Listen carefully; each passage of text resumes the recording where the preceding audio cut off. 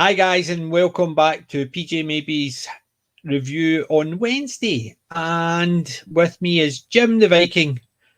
And we were going to talk about Free Guy, but we'll see how it goes. Have you seen any of the reviews of it? I'm perfectly happy to be spoiler free. Oh wow, spoilers. Yeah. I watched it. Was it good? Was it bad? It was okay. It was nothing special. I've seen better, so I have. However, it is definitely one of those ones where, compared to current cinema trends, it was okay. It was okay. There was some good bits in it. Can't deny there was some good bits in it. Like, the dude at the end was good. He wasn't on long enough. And hi, Newport TARDIS and Darren. Thank you for joining us. So, Free Guy. The cast was actually really good. I thought there was the only one I didn't like, I must admit, was that, is it Taika Waititi, or whatever his name is? He just seems like a Jack Nicholson character. He plays himself. That's what it came across as. A couple of things I've seen him in, he just seems to play the same type of character. So is it himself based on what I've seen on Twitter and stuff like that? That's what it comes across as. But then again, I don't like Jack Nicholson for the same idea. Everything he's in, he just seems to be the same. So I'm very picky with that. All right, Captain, thank you for joining us. Free Guy. I'll try and not do too many spoilers, but in effect, it is about an NPC that becomes aware. Well, you see, that's kind of what drew me into it. I want to see it regardless of what people will say about it. I want to see it because it's, as someone that played Dungeons and Dragons, World of Warcraft, tons of these RPG games, you know that they just walk around in the same circle. They never do anything different. Yeah. That is what's drawing me into it. If you want to actually something that's a good NPC is a book by, what's his name? Oh, it's called NPC by Drew something or other. Give me 2 seconds and I'll dig it out because it's on my Audible list. There's 4 books in it. It's about a group of characters, NPCs. And the first book is called NPC by Drew Hayes, I think it is. NPC. Yeah, NPC by Drew Hayes. The series is called Spells, Sword and Sorcery. There is NPC, Split the Party, Going Rogue, and Siege Tactics. It starts off very similar to Free Guy, that you see the characters, the NPCs, and then you see the players interacting. But in the book, the NPCs are in a tavern and the party come in. So it starts from the party's point of view and how they're trying to play it more real. And the party had eaten mushrooms and all die. And the NPCs take over from there because the NPCs realise that because the party were on a writ from the king, and the king was a bit crazy, and if anybody under his employment died, people round him were punished. So they wanted to make sure their whole village wasn't wiped out. So they take on the role and decide to do the adventure. Even though they would get killed later on, it'd be out of their village. Their village wouldn't be destroyed. And it's all about the 4 characters playing the party, although they're all NPCs. It is really good. And that's why I wanted to see Free Guy, because I enjoyed the book by Drew Hayes. So you'll have to ping me that on Twitter. So yeah, just remember it. And hey, Darren, hope you guys had a good evening. Yeah. So thank you guys for joining us. But NPC starts a similar idea. It basically just starts with the guy, the bank teller, and how he just goes on. So him and his friend, who's the security guard, so they go to the bank and it constantly gets robbed. So as soon as somebody comes in and says, "This is a sticker," being a security guard, he just drops his gun and just lies down on the floor, and the two of them chat as the bank's getting robbed. And then Guy sees a player who he becomes attracted to, and the character becomes attracted to is the girl who is suing the company who's running the game, because she's effectively said that they've stolen her code and she's trying to find the proof inside the game. And it turns around that Guy was designed by the other designer as a love lost. He was always looking for that one woman, and he based it on his partner, who was the girl who was getting sued, who was suing the company. So it was all about how he started learning, and he got a hold of a pair of the special glasses that the sunglasses people wear, and that's the ones that are players rather than NPCs. And it's all about him starting to level up and how he starts taking over. Instead of actually doing all the violent things, he does everything to help people. So he'll stop the burglaries and the robbing and give all the money back to the people it was stolen from, even though every day they get robbed and stuff like that, because that's what players do. But they respawn every morning and it's all back to normal. So it's that. It's sort of what an NPC really is within a game. It's like they have a fixed pattern, the same dialogue, the same thing they do. They just go round. So I do like the concept of an NPC waking up. Yes, and it is very similar to that, because there's all the NPCs. So there's the bank or the stockbroker, and the girl who's walking through, she'll bump in as she's walking by. She'll she'll say the phrases as the NPCs are saying them, like "I've lost my cats," or "I need that report in by the morning," and all that. And then she walks by Guy, and she goes to say his saying, which was, "Don't have a good day, have a great day." And as she's saying that, he turns around and goes, "Hi," and sort of looks at him, because he's not saying his standard phrase. So it's about the NPC becoming more aware and having to save the game. So, hi, Wen. Thanks for joining us. Hi, Wen. Thanks for joining us. Allow me a couple of seconds, because I'm going to turn off an annoying beeping sound in the background. I'll be right back. And it's no me this time. So, yes, no problem. But, so, there is a couple of really good characters in it. Guy is one. His friend, the security guard, is another one. Even though I'll try and not do too much spoilers, but because they're NPC, they sort of respawn. So there's the shopkeeper who constantly gets robbed. There's a security guard who does die at one point, but he comes back. But it's just Guy's reaction when he sees him. There's the dude who's sent in by the owner of the game, even though he's not been programmed right. So he'll go in and say catchphrase, and they'll say the guys that'll say catchphrase is "I will." We've put that there because we've not thought of a catchphrase for him. So he'll punch him and go catchphrase and stuff like that. There's even wee cameos. There's the cameo by Captain America. What do you call him? What's the actor that played Captain America? I was going to say Steve Rogers, but I was going to say Steve Rogers. Chris something. Yes, I was going to say Steve Rogers. That's why I says what's the guy's name, because I knew Steve Rogers was Captain America.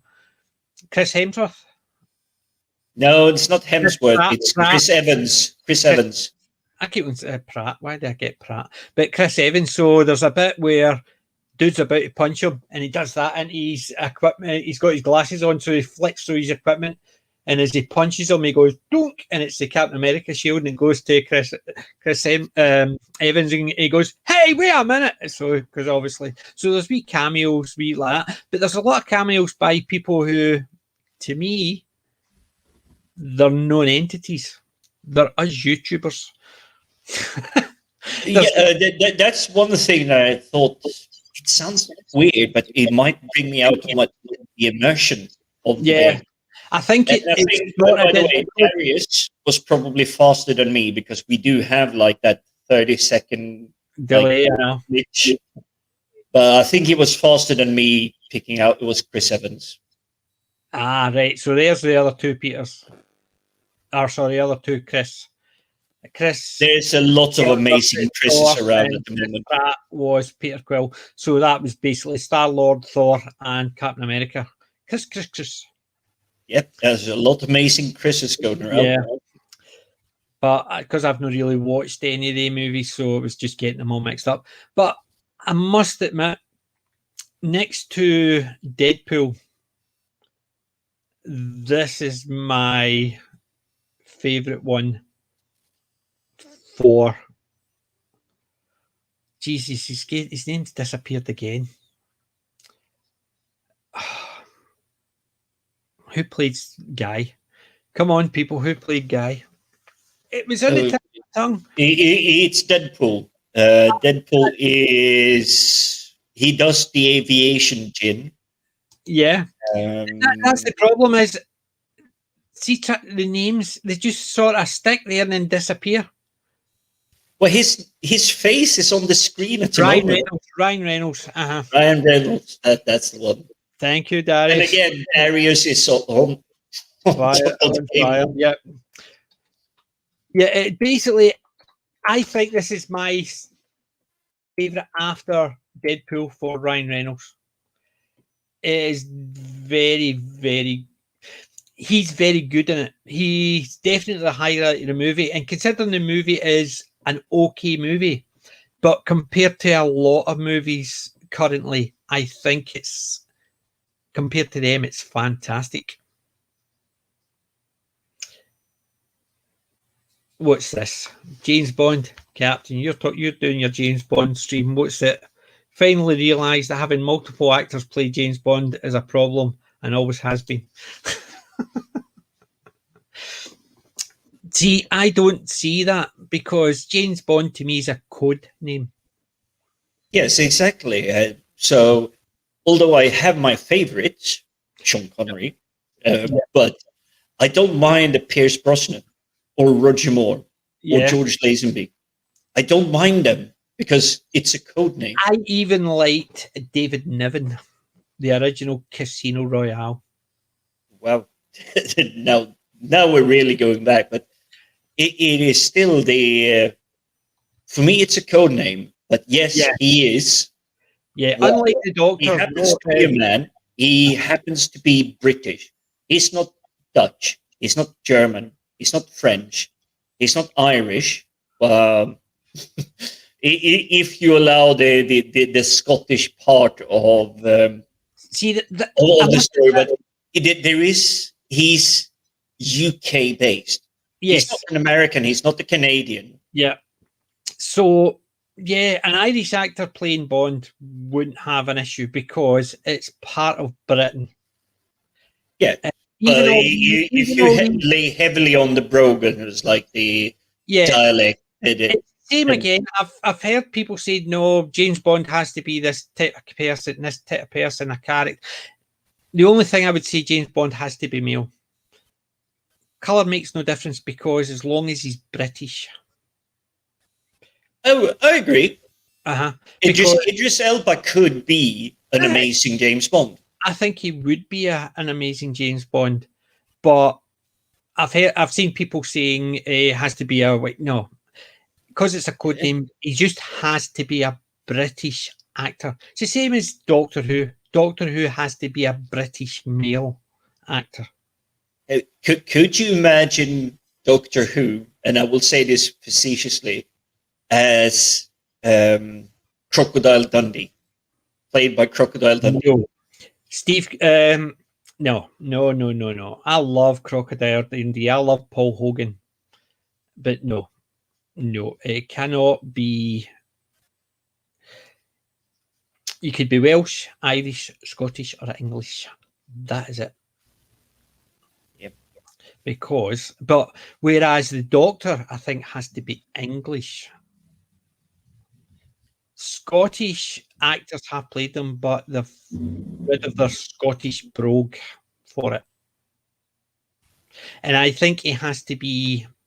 I think Christopher Eccleston, although he was good at it, the northern voice didn't work for me either. But wasn't Eccleston playing up against the Rose? He was. She is one, as I understand it, most Whovians think she's one of the best companions ever. Didn't like her. But then again, I'm not a big one for New Who, so I'm not the best person to judge it.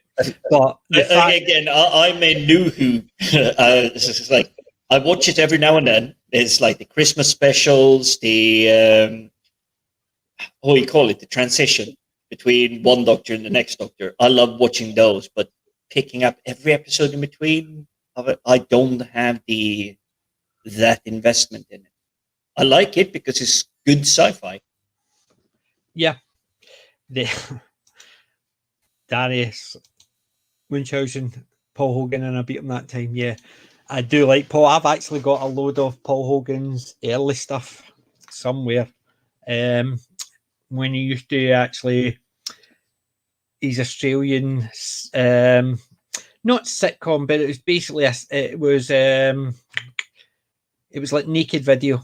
It was just sketch show. It was a sketch show. He used to have some fun stuff, the wee sketches. He used to play all the different types of characters. Same idea as like Benny Hill type used to play his characters, or Naked Video used to do their sketches, and they all had their characters.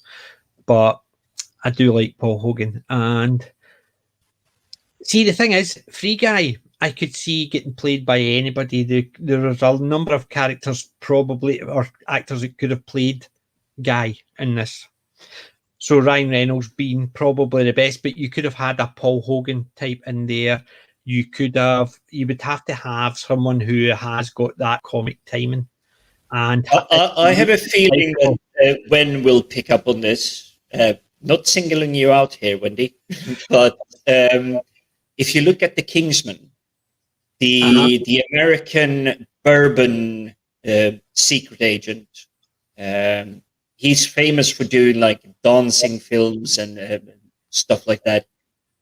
But he made a good American agent, whereas the was it like East Londoner that the main character in Kingsman is, he makes a good British person, British agent. Mm-hmm. Just like the rest of them. You look at one of the best known actors who's also a singer, a dancer. He started as a dancer and he went on to be famous as someone else. Are we talking Jackie Chan? No, Hugh Jackman, Wolverine. Yeah. Well, that's another good one. But then again, he was a weird mixture, but because of his love and he's like the science, I want to be Wolverine. Yes, I realize that Wolverine is about 2.5 feet shorter than I am. Yeah, but he sort of made that his own. Whereas I think if people were going down what the book liked, it had to be someone sort of a mix of Hugh Jackman and Danny DeVito somewhere. Muscles, but shorter and stockier. And I don't think it would have worked unless you had the right actor playing that role. But a lot of the thing is, and this is why I like Tobey Maguire's Spider-Man, it's better than most of the Spider-Man films or Spider-Man TV shows. If you look at the 70s and everything, but he has the right balance of the chemistry between him and Aunt May. He's cheeky enough, and he gets put in those really, really, really dangerous situations. One thing I didn't like about Tobey Maguire's one was the way he swung. He didn't have control of his limbs. It was almost like he's didn't like that. Are we talking throughout or just the beginning? Because if it would have been the beginning, that would have been understandable. But if it's throughout, then the first movie didn't like it at all. The next one who played it, the one that played, who was the second guy? Oh, you're talking about Doc Ock. What's his name? Alfred Molina. No, I'm not talking about the second one. I'm talking about the second movie. I'm not talking about the second movie. I'm talking about the second guy who played Andrew Garfield. Oh, so Spider-Man. I was just thinking about the villain because I love Alfred Molina as Doc Ock. You look at Andrew Garfield as Peter Parker. I don't think he was good, but as Spider-Man, he was a lot better because he was in full control. So, like when he was swinging, his legs were out and he had control of his limbs and things like that. So, as Spider-Man, he was better. Yeah. The earlier one was better Peter Parker, but it was almost like they couldn't get someone who could do Peter Parker and Spider-Man well. That's actually an interesting observation. And now I'm getting tempted to like rewatch all of them back to back just to go like, is it true? Because for me, I wrote off Andrew Garfield immediately. He was warm. He was a little bit, but he was a little bit, for me, as Peter Parker, too pretty. I mean, there would have been girls swarming all over him, regardless of his dorkiness. Whereas Tobey Maguire has a little bit of he's not too tall. He has a little bit of awkwardness, but he still managed to land like MJ, get her interested in him without revealing that he's Spider-Man. Yeah, and that's why I thought he was a better Peter Parker than he was Spider-Man. Because he did look the part. Whereas Andrew Garfield, I thought, played a better Spider-Man. It'd be like actually trying to get your favourite characters together to who could play the best of whatever. But yes, I would like to have the Andrew Garfield Spider-Man with the other one's Peter Parker. I keep forgetting his name. Terrible. Tobey Maguire, and it's just one of those things. I would like to actually sort of put the two of them together, so you've got a good Peter Parker with a good Spider-Man. But you see, what lands it for me is Aunt May. Yes, the older and the Tobey Maguire. I should really have learned her name because she's so amazing. As in everything she does, there is emotion, there is like feeling, there is like proper deliveries. It wouldn't surprise me, and unfortunately she's probably long gone by now, but it wouldn't surprise me if she wasn't like reading them in the 50s and 60s and 70s and whatnot. It's like all the comic books and everything. She understood completely who Aunt May was by the time she walked into the auditioning room and saying, "Hey, I want to do this." I was just laughing at that. I wish, Captain. Yes, thank you very much. And I'm not dressed in this shirt just because we're all talking Free Guy. Back to work, so this is my official Monday. I'm only 2 days back at work, so I was actually commented on that I look smart and that to me means that the rest of the time I look scruffy as hell because I look smart because I was dressed for work. Oh, you see, at work, I'm known as that T-shirt guy. No, see, I'm having T-shirts like this. See, I basically made a comment because obviously anytime I've been getting in, hold on, I can't see that. Let's see, give you a solo screen so I can read it. I am currently unsupervised. I know it scares me too, but the possibilities are endless. Yes, I can't read. Come on, you. I'm actually working IT, so I don't need to read.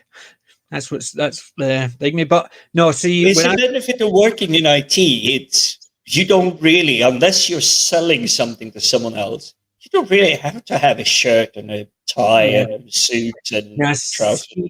It's just one of those things. During lockdown, anytime I've gone into work, it was just for an hour here and there. So all the new staff, which because our company went through a merge, only saw me in t-shirts and jeans. Whereas now I'm going back to work officially it's dress trousers and a shirt. I always have been dress trousers and a shirt, unless I was doing something like filthy, like cleaning a server room or something like that. Then I would come in specifically for that. However, it's obviously it's noticeable because people are saying, "Oh, you're all dressed up for something." To me, that means you're a tramp the rest of the time. No, I'm no. Honest. You see, I don't know where. I can't say it's something I got it from, but I feel really uncomfortable in shirts. No, see, it's riding up, so you have to tuck it back into your trousers. It's always like you're trying to bend over, and suddenly you feel like the sharp cut of the joints between the arms and the actual main body. And it's like, this isn't comfortable. I can't do my job. Give me a t-shirt. I need to crawl under the desks and do something. Yeah. I can't have trousers and everything and then have to go. It's like, oh, it's 10 quid at the dry cleaners. No, but see, the way I look at it, the way I used to do it was a case of I had to separate work from home life. So because I like my t-shirts and my jeans, I didn't want to actually wear them to work, because if I was dressed the same in both places, you're just coming in and sitting, and then if a call comes in and you're sitting at home, you're still feeling as if you're dressed for work. So that's why I now dress separately. So it's, that's something mum and dad brought into me. It's like, you go to school, you dress in your school clothing. We didn't have dress like school uniforms, but it is like, this is clothes for school. Now you're coming back home. This is what you wear. But when you go to school, when you need to be professional, when you need to be upfront, you wear a certain thing.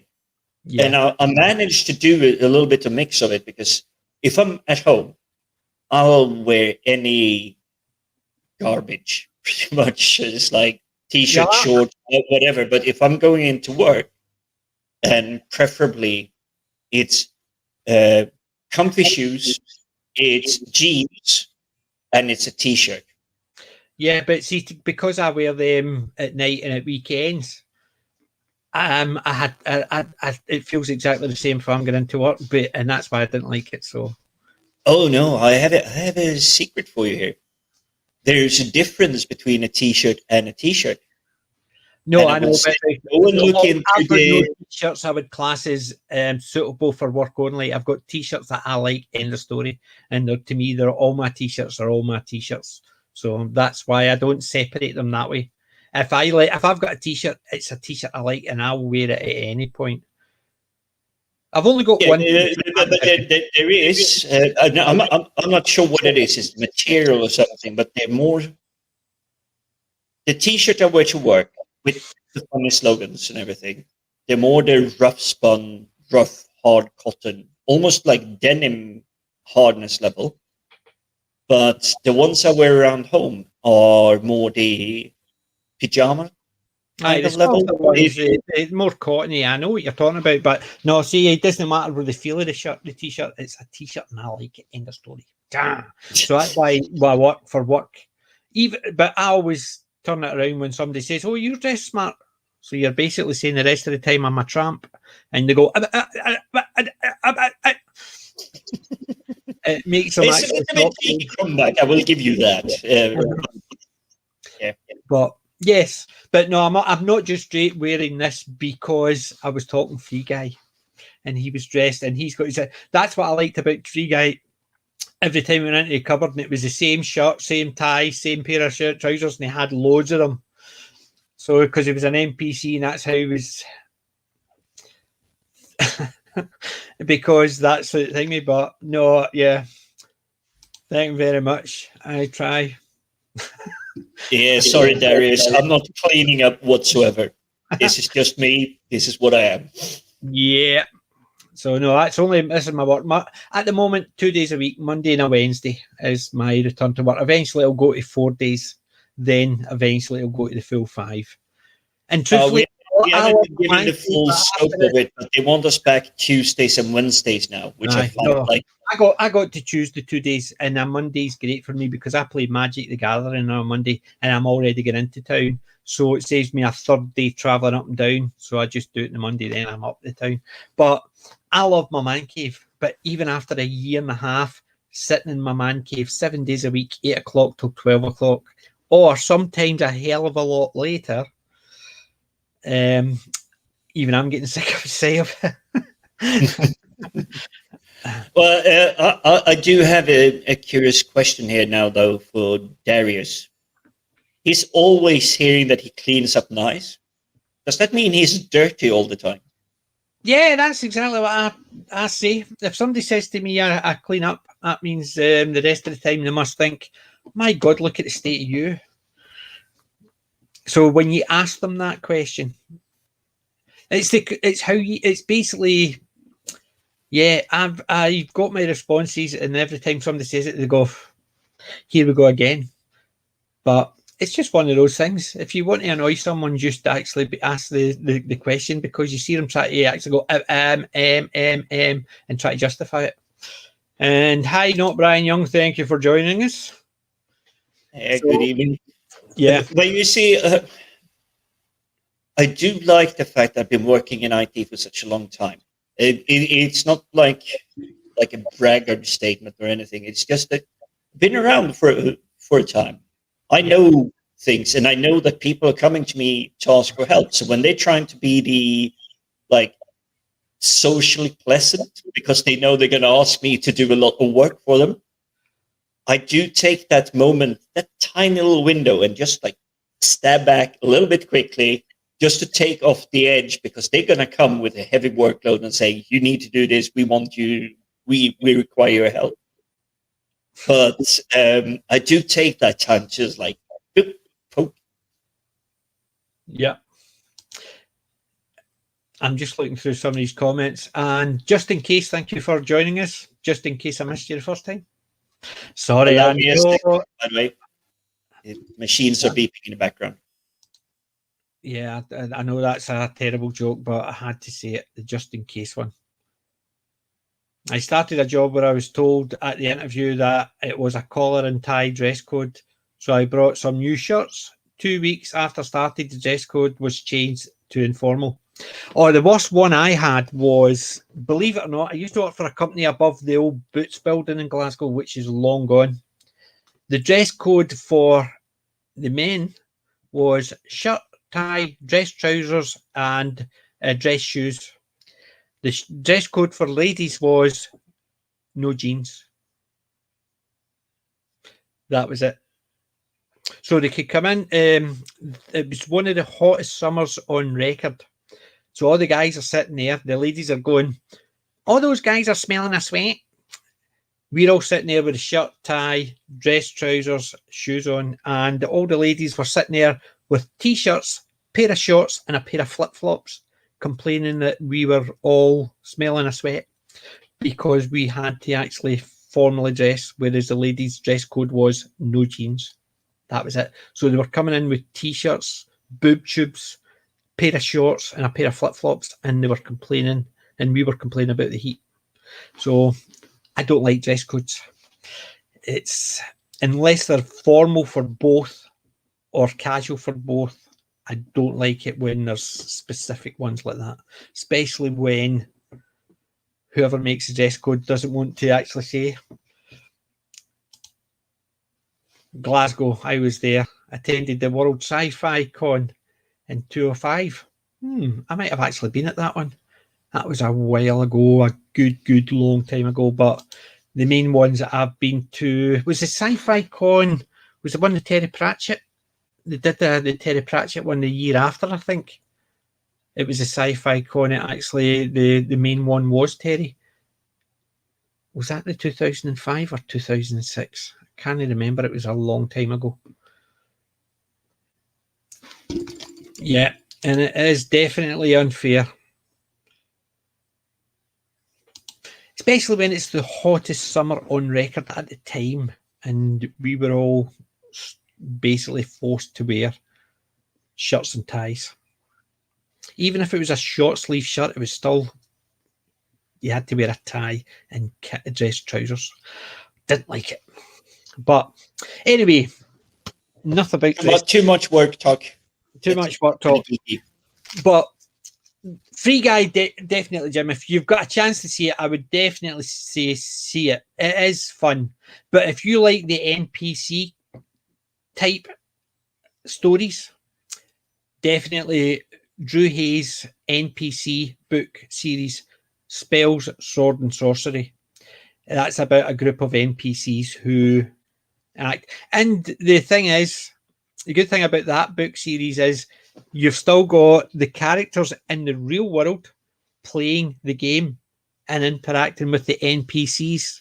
And the NPCs find portals or stones that allow them to influence. They reckon that there is a number of these stones that are used to allow people in the real world, our world, to control people in their world. And that's when somebody creates a character to play, and it's so they see anytime there's adventurers around, there seems to be a lot more brigands, a lot more monsters, a lot more killings, and a lot more everything. So they try and actually avoid all these adventurers, but because they know as soon as they turn up, things happen, and it's because these stones influence the world that they live in.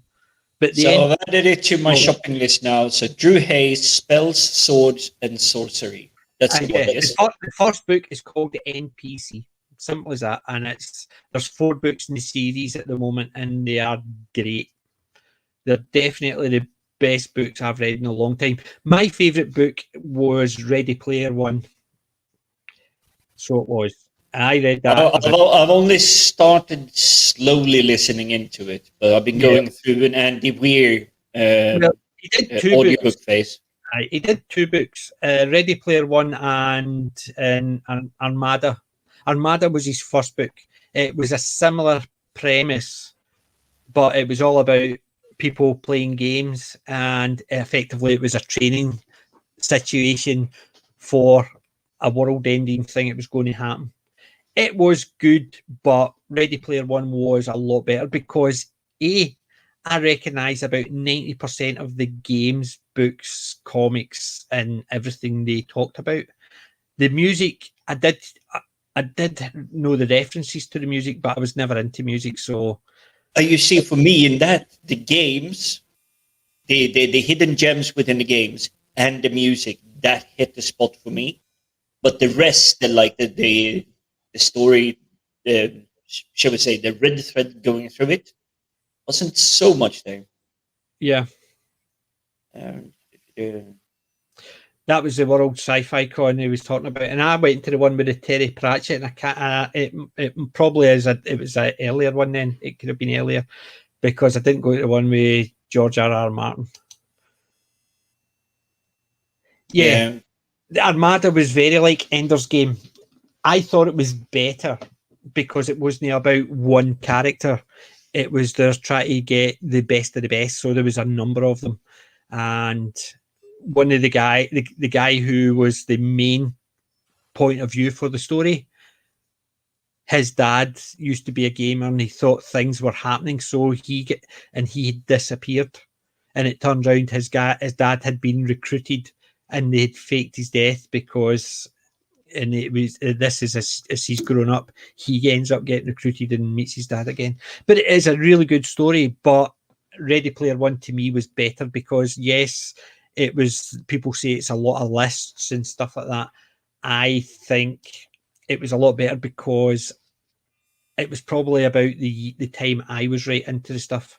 I was between 15 and 25 during the 80s, and it was all set during the 80s. So a lot of the stuff, I remember a lot of even the old Japanese movie, TV shows and stuff like that, we used to get them here dubbed. A lot of the monster movies, a lot of the comic books, I knew a lot of the references they were talking about. I would say about 90% of it. So anything they were talking about, games, comics, TV shows, I knew what they were talking about, which that's why I enjoyed it. And I read that book over and over again. But as a series of books, my favourite was NPC and the Spell, Sword and Sorcery. And it is just so much fun because you are watching the NPCs try to figure out their world and why it's been influenced. Well, if we put it back to the 80s, well, this is more toward the end of the 80s, but if you look at Star Trek Next Gen, you look at shows like The A-Team, which I actually started watching a couple of episodes this week. And if you look at MacGyver, it was all about be smart, use your intelligence. Yeah. Yes, there are bad guys out there. There is stuff going wrong, but there is something needs to be fixed. And something that oddly stood out for me, and I'm not sure if it means anything really, but the pilot episodes of The A-Team, they're literally asking the lady that needs help, oh, we need $300,000. In the 80s, that's what, $3.5 million today? Yeah. But she's bending over backwards, but at the end of it, they're just going, you know what, you managed to scrape a couple of bucks together, we'll fix it. Yeah, see, I always took the A-Team one it was a case of if the person who was helping them could get that money together very, very quickly, then they were very suspicious about it. So it was just a thing to see if it was the army trying to actually trap them. That's the way I looked at it. The A-Teams, the stuff went like that. But I did like the A-Team, but I hated the new movie. I just didn't like it. You see, the movie had the over-the-top, whatever happens, we can fix it, which wasn't really A-Team. It was like they were the A-Team because they came in, and although Hannibal. Hannibal. It's always, I love when a plan comes together, but it wasn't always his plan. It was just a plan that came together.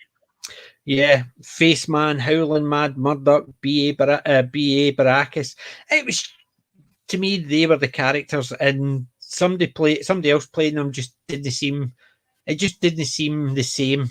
So Bradley Cooper definitely had the face. If I'm going to give that, he was definitely pretty enough so that you understand. Whenever he walks up and talks to a lady, she would just go, you can get away with that. I'll listen for a second. Yeah, but the other Howling Mad Murdoch and BA, nah, I couldn't imagine anybody else filling in for them. There is no replacing Mr. T. The Lou Ferrigno was to me the Hulk. All these other characters with the CGI, nah, they're naff. Me, Lou Ferrigno's the Hulk.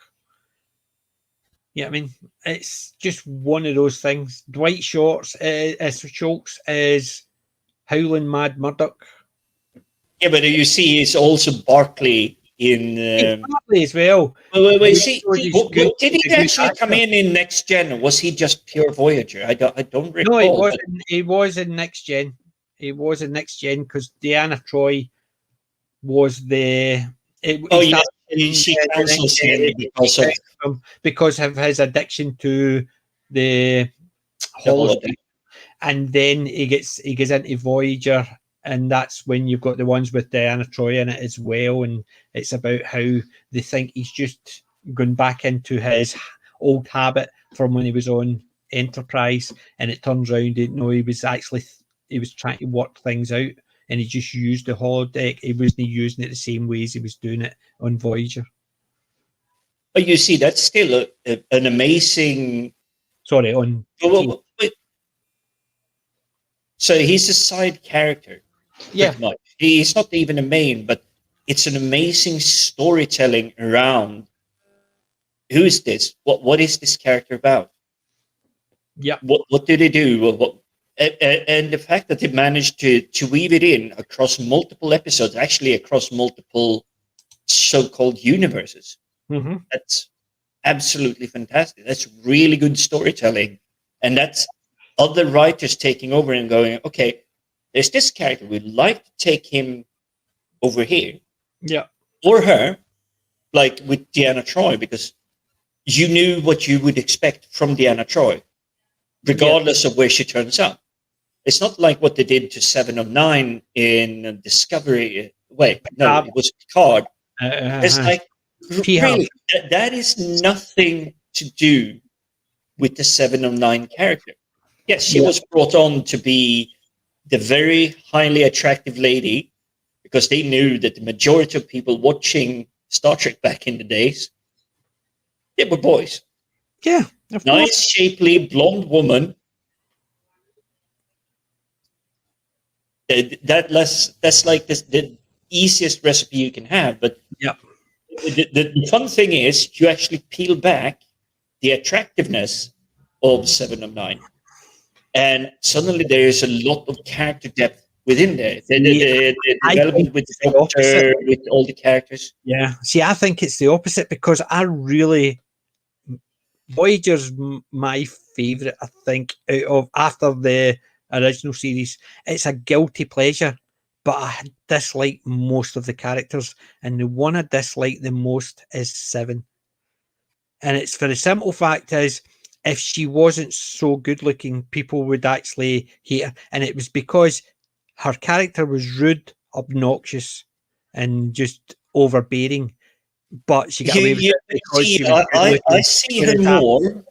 This is what kind of knocked down her attractiveness to me. I see her more of it as of a child because she got captured by the Borg at such a young age. So if you look at all her actions throughout Voyager, it's like how a child would behave. See, I think the other one is these know-all thinks it's no matter what everybody else does, she knows better. And that's what I'm saying. If she wasn't if they had just got a AN other character, actor, actress in to play that part, people wouldn't have liked them because they would have been too obnoxious. But she seemed to get a pass on it because of her looks, and she was my least favorite. You see, this I'm gonna have to firmly disagree with you here.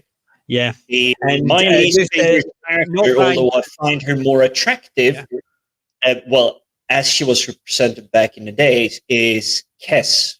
But Kes and Neelix are unfortunately my dislikes about the whole thing. That was freaky. That was, to me, that was the height of Hollywood's perversion. Yes. There is Neelix going out with a child. Because although she was only 2, she hadn't gone through puberty, because in the show she did. So in effect, he's going out with a child, and it was meant to be seen as normal. To me, that was the creepiest thing. But not Brian Young, and just in case we're talking about, yes, Liam Neeson is a great actor, but he's got a special set of skills, and they did not transfer over to being Hannibal Smith. If you let him go, this will be all of it. Yeah, I will not find you. I will not come after you. Yeah. That is a perfectly Liam Neeson. I do like him as Qui-Gon Jinn. I will say he is probably very good at being a Jedi. See, a lot of the prequels I didn't like because they were boring to me.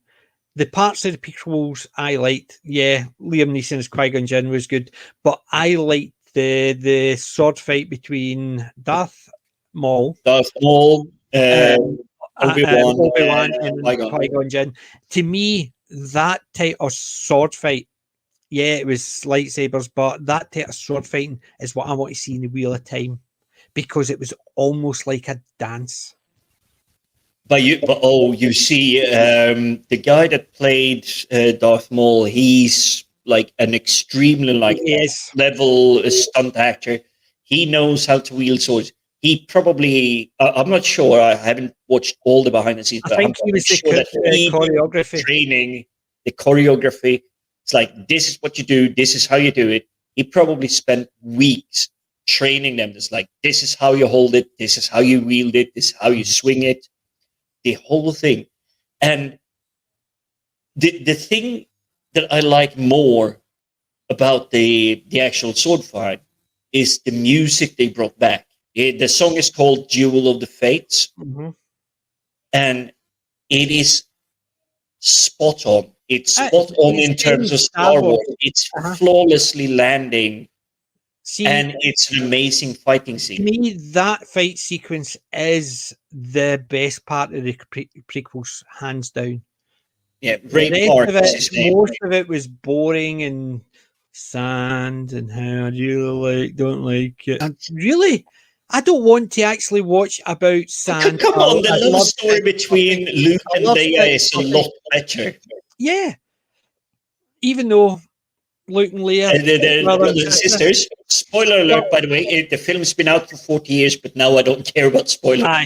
But even things like... I don't actually care about trade embargoes. I didn't want to watch a sci-fi movie about how they're going to do trade embargoes, and I don't care about watching politics in a movie. Dislike it immensely. That's one thing I'm hoping the Wheel of Time bypasses a lot. You see, Ray Parks. Obviously, none of us that loved Star Wars, the original part, were privy to it. All we knew is like, oh, there's an empire, there are some rebels. That's all we knew. Mm-hmm. So what Lucas was trying to bring in was the whole concept of how did we end up here? Yeah. See, that's why I don't like the prequels, because I don't care. It's the same as when they do a prequel of anything. My answer is, I don't care. If I you don't need a prequel to Predator or Aliens or Terminator. Yeah. There's no need for a prequel. You know that stuff is coming down the line. See, the thing is with Terminator is a prequel is what you're getting because they go back in time, so they're telling you how it's happening anyway, so you don't need an origin story. I didn't know. I didn't need to know about Han Solo, so I didn't watch it. I didn't need to know about Darth Vader, so yeah, I watched it, but it was so boring. I forgot about it, never watched it again. And to me, the only 3 Star Wars movies are Star Wars, Empire Strikes Back, and Return of the Jedi. That is it. There's not 4, 5, 6. There is 3 movies.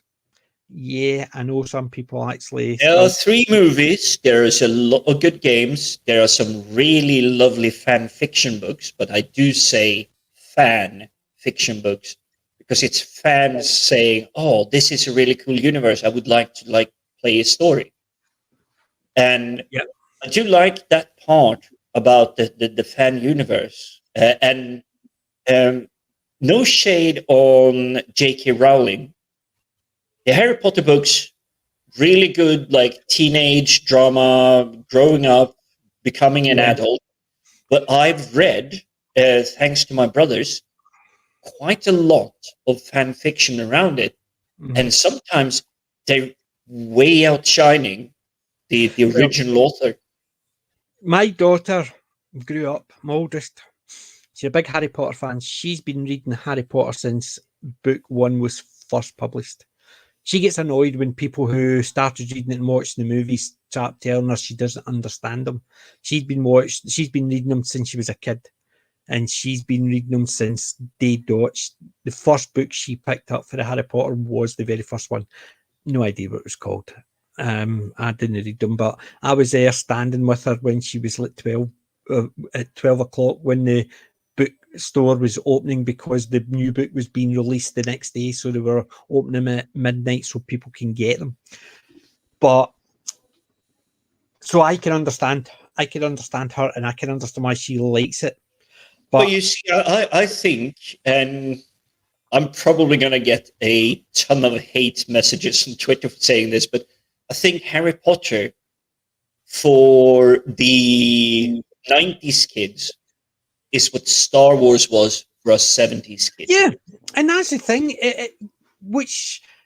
that's when somebody says to me, do you like Harry Potter? I say no, and they don't go, if they say, oh, you're weird, I don't get annoyed if they say that's weird, you don't like it, because there's stuff that I'll say and people go, oh, I don't like that. I'll say, I don't care, because my likes do not work around what you like. I like what I like, you like what you like. We can agree in things, we can disagree in others. That is it. It's the same as like I suppose we need to get back eventually. Free Guy. I like the premise of those type of things. Yeah. Did I like the movie? Did I think it was good? Did I think it was bad? Is irrelevant, because yes, if I say I think it's rubbish and I think you shouldn't watch it, should it matter if you like it? If I don't, or if I say it's fantastic, you should watch it. In effect, yes, if there's things that we've got a lot in common, and if that everyone should say, well, you like that and I've liked all that, so if you recommend something, yeah, I can understand that. However, if somebody turns around and says that is trash, if they tell us why it's trash or why they think it's trash, because that's what you want. You don't want just somebody to turn around and say, I hated this movie, you shouldn't watch it, or I love this movie, you should watch it. You need to actually give a reason for that, and it's based on the reason on it. Like Free Guy, as I've said, I think it's an okay movie. Based on things that have happened over the last couple of years, it's a great movie in comparison to them. Not as good as things like Boss Level. Even Nobody I quite liked. But here's the thing: when I try to recommend to people I talk to, it's like, what could possibly be a film that you like? And if I look at the films that stand out for me throughout history, it is things like Best of the Best. James Earl Jones is in it. I will let you IMDb it because it's a really crappy karate film from the 80s. It's Solar Babies, a sci-fi fantasy. The world has been starved of water, and these rollerblading skate kids save the world, essentially. We have Flight of the Navigator. Just yeah, exactly. But you have cheeky humor and everything. But then when you move to the darker side of it, you have Close Encounter of the Third Kind. But none of the film, Kroll is also not absolutely amazing. But none of these films are really the same category. And if you're in a category where you want the brevity, you want the light laughter, you want it's a bit of an adventure. So if we say another amazing film, which is Goonies. Oh, I love the Goonies. Yes, but if you told me you liked all of those that I've just recommended, I would say the Goonies is the next one you should see. Uh-huh. Because that combines a lot of it. It's dangerous adventure. Yeah. It isn't exactly sci-fi, but it has risk. It has rewards, everything. There's no sci-fi in it, but it's fantasy fiction. It is basic. It is basically the real world where it is based on a fictional story. But yeah, exactly. But that's how I would base my recommendation. It's more knowing who the person I'm trying to like. Oh, you like these and these and these. I love them as well. If you haven't seen this one, that's the one I would recommend. Yeah. And it's the same as like Free Guy. I'm going to watch it again. Although I thought it was okay, I thought there was enough humour in it. I loved the dude. He should have been introduced earlier. Because when you say the dude, and it's a little bit of a spoiler here because I have seen a bit of the reviews, the dude is basically Ryan Reynolds as Arnold Schwarzenegger. Yes, in effect, yes. It's basically a beefed up Arnold Schwarzenegger skin, shall we say, because he's their NPCs. They think because Guy is actually an NPC, they think someone's hacked the system and is playing as an NPC. So they don't know that it's an NPC. They think it's an actual player, and they think it's a player who's hacked the system. But on whole, would I watch it again? Oh, easily. Because it sounds like you're already answering Wendology's question there, but let's give the overall reaction. Mind you, I'm not too fussed about spoilers, so you go ahead. My overall reaction to this movie is it is a fun movie. Definitely something worth watching. Is it the greatest movie Ryan Reynolds ever done? Nah, not by half. His Deadpool ones are a lot funnier and a lot more entertaining. Is it the worst one he's ever done? It's certainly no Green Lantern. Let's put it that way. but it is a good. You don't need. You can switch your brain off and watch it. You can switch your brain on and watch it. There's not a lot of faults. The Taika Waititi's character is probably the most annoying. Guy's character is really good. Who else? What's these? The Buddy character, his best pal, is really good. I really like the chemistry between the two of them. Even the love interest, Millie, both in real life and in the game, she is a player rather than an NPC. She's really good.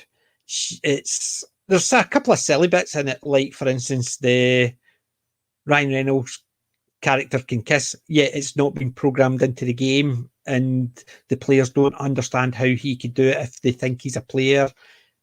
How he can do it if that's never been programmed into the game. So there's wee questions like that, but it doesn't take away from the fact is you can sit back, enjoy it, and just go, yeah, that was actually okay. Pardon me. But definitely, if you get a chance, it's something to watch and enjoy. Spend, what is it, an hour and a half? It's not an overly long one, but there is some really good. It's I'm trying to actually find the running time.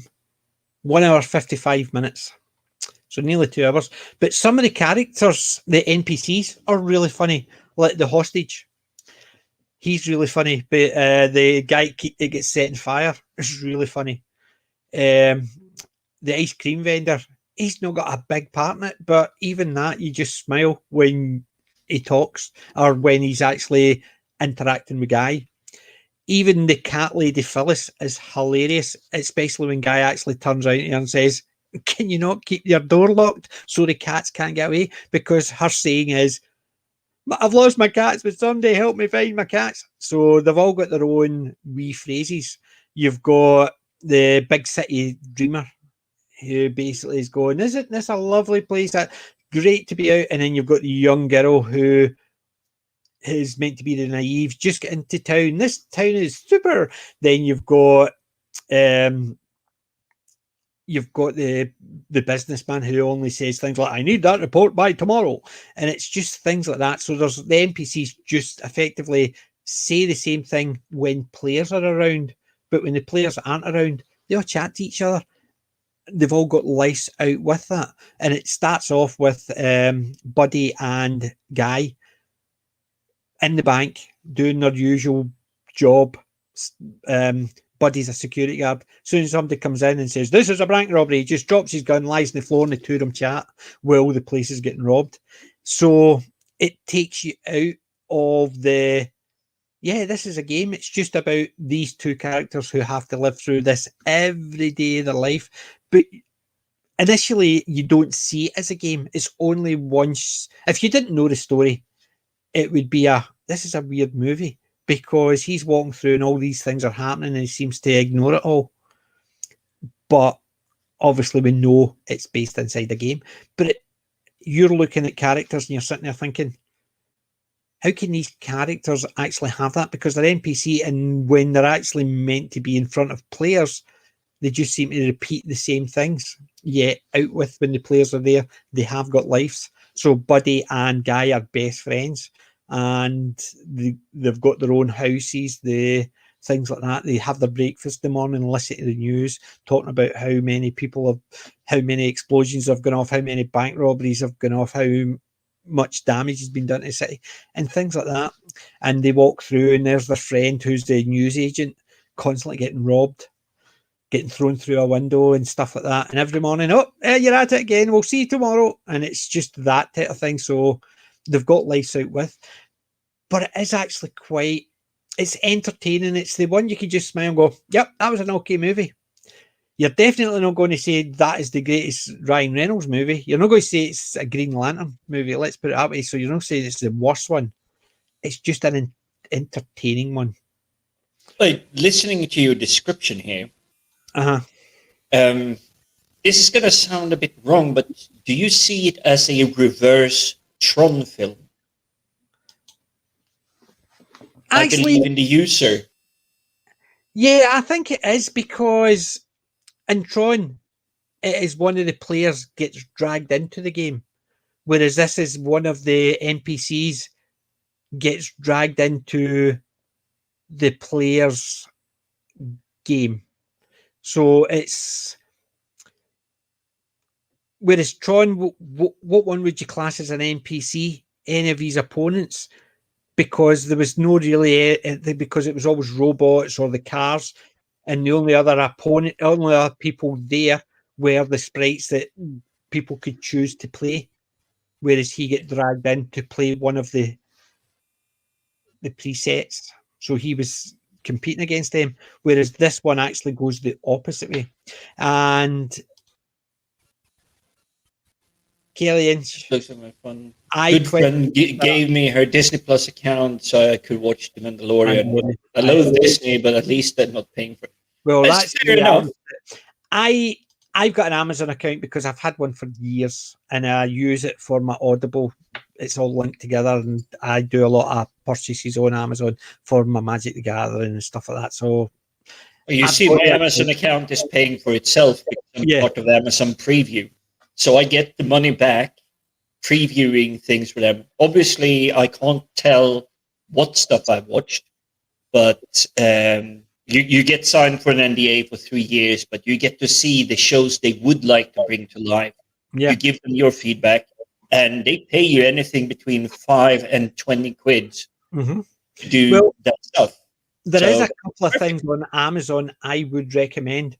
Dungeons and Dragons type one. There's a Dungeons and Dragons story, and I can't even remember the name. I think it's something like the Journey Chronicles or something like that.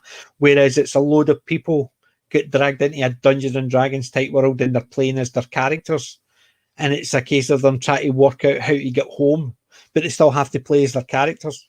So there's stuff like that on Amazon. I'll dig out the name of that, Jim, and I'll send it to you.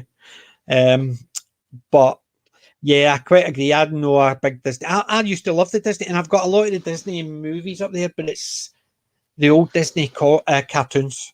So I've got the Lion King and Atlantis, the Lost City of Atlantis. A Circle of Life was just such an amazing soundtrack for Lion King. But the things like, and I've got Fievel Goes West. I've got a load of the old ones. Even the I love the good live action films. Race to Witch Mountain. See, I was never a great one for the live action ones, unless they were a comedy, a really good comedy. Bedknobs and Broomsticks. That was fantastic. Yeah, but that is just basically, I think that was of the time because it was the same idea. A nice musical. It was humorous. And it was a good family movie. In effect, a follow-up from Mary Poppins. It's definitely got a lot of Mary Poppins in it, especially the walking suit of armor is defeating the invading army. But in effect, it's the same family. So it was. The Banks. But still, I loved, for me, growing up, Disney was magic. Yes, they were. They definitely were. But now, no, they're not anymore. I think Disney at one point where it was their golden age, and I think it's tarnished now. It's turned to a brass neck. For them, it's basically a money cow. Unfortunately, it's because it's got the name Disney to it. Yeah, they expect. Oh, we put Disney on it. Yeah, as one of my friends used to say, we will sell it. As one of my friends used to say, their golden halo is slipped. Now it's a brass neck. And effectively, it's right because they were great because some of their even you look at things like the Song of the South, right? They've buried that. Yet most people actually still sing songs from it, but you're not allowed to mention it. But they still actually, there's this Zippity Doodah and stuff like that. There is a lot of songs in it that they don't want you to mention the movie, but they still. This is current day politics. Exactly. Kids, People actually kids think, born after the year 2000 is going, oh, that sounds bad. I'll complain on Twitter. And suddenly a company, a multi-trillion-dollar company is going, oh, one kid on Twitter with an anonymous Twitter account complained, oh, we're taking this away. That's why I'm liking the whole thing of getting the physical copies, because you cannot edit out of a stream. You cannot take it down. You cannot make it unavailable to me. yeah, it's true. And thanks for joining us, Darius, and hopefully catch you the next one. But yeah, that is it. The problem is, if people actually look at something that was made 50 years ago and expect it to be as relevant today, then they're thick. Because 50 years ago, things were different. Well, I'm just waiting for the big cleanse to hit Red Dwarf. They can't. That's the thing. They can't. Do you know why But they can't? the thing is, they will come after it, because even though it was lighthearted and meant in the good spirit of things, imagine 10 years from now when the hypersensitive will really go hypersensitive. Oh, we did this. Yeah, but they can't. No. Because what was always their argument for things like that? Oh, look, it's always it was no diversity. Half the cast. And the cast is as diverse as you can. They even tried to make women be part of it, even though it's supposed to be one guy surviving 3 million years into space. But the thing is, that's the thing. You look at they changed Holly to Hilly. Did anybody have an issue with it? Not one person. Did they prefer Norman Lovett or Hattie Hadridge? That's different, because you could prefer an actor playing a role. But when they changed the Holly character to the Hilly character, not one complaint. But you see, I love them equally, because they're both as snarky, as interactive. It's just like, oh yeah, I've calculated billions of blah blah blah and done this. But yes, you can have your chicken Windaloo. Aye, but that's what I'm saying. And they can't actually turn around and say, aye, but there was not a diverse cast. Half the cast. So you had half black, half white characters. So the four main characters, before Crichton joined, the four main characters, there was 2 white guys, 2 black guys. And you can't say, well, the white guys were the ones that were in charge. What, you had a senile old computer, and you had a narcissistic, egotistical hologram that couldn't touch anything. Yes, he was meant to be in charge, but minimally in charge, because it was literally the 2 lowest ranked people on the entire ship. Exactly. And he just happened to slightly outrank him. He was in charge of one person, and the one person, Dave Lister, didn't listen to him anyway and used to take the mickey out of him. And when the cat came along, the cat was the coolest character, had some of the best lines. So so no matter what argument they put in there, they can't say, but didn't have a lot of female characters. But when they did change one of the main characters to female, did anybody complain? Nope, not one. I've got Norman Lovett and Hattie Hadridge's autographs on my JC bag. So I've got the 2 of them side by side, because the 2 of them are Holly and Hilly. Yeah. Yeah, I mean, it's the same idea as... let me be a little bit harsh on a question here then. Is it because we didn't care back then? Or is it because current data says, oh, this has to be someone with boobs and whatnot?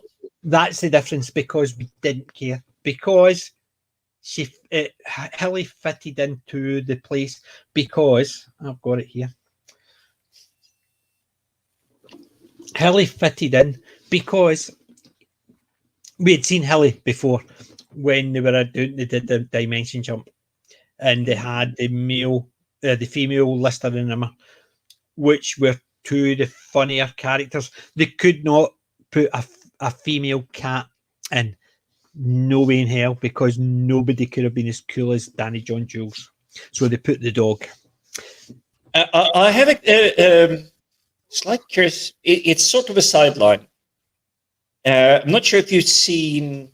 I believe it's Stargate Atlantis, Yeah, I've seen them all. where the spaceships that are designed to perfectly go through the Ori, Yeah, the gate. sorry, Basically, but they call the puddle puddle jumpers. jumpers. Yeah. But isn't that space bugs?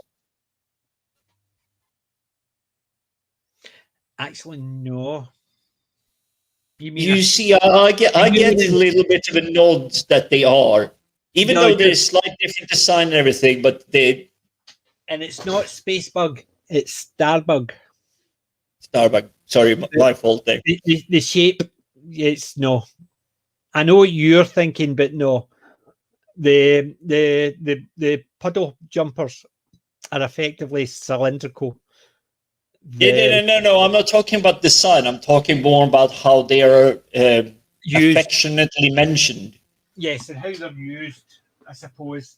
They're used in a similar function as Starbug, which was effectively meant to be Blue Midget was going to be the default one, but because they were meant to be walking, it was more difficult to do the animation type and all the because it would have all had to be stop motion at the time. So that's why they did the Starbug. But I think Starbug is just a super duper craft. You leave our Iron Brew alone. Oh, if I take 2 steps further away, I can get the full bottle of it. This one is about a third left of it. Well, I've actually just got a wee teeny bit left in this one. So I have, and I've still got another one sitting there ready to go. Yes, Justin, we basically, I would love to be sponsored by Iron Brew. He misspelled it, by the way. It's IRNBRU. Believe it or not, they had to change the name of Iron Brew years ago, in case because it wasn't actually brewed and it doesn't have iron in it. You see, I got because my mum, bless her soul, she's long gone, unfortunately, by now. But Here's to mums. here's to mums. She taught me English by the time I was about 2 years old. By the time I got into school system up in Scandinavia, and we were being taught proper English, don't you know? My English teacher was insisting that the word iron was supposed to be pronounced ion. And I just went, no, an ion is a very different thing from iron, the metal. Yeah. He just absolutely. You have to ionize I was screwed though, because he was also my history teacher.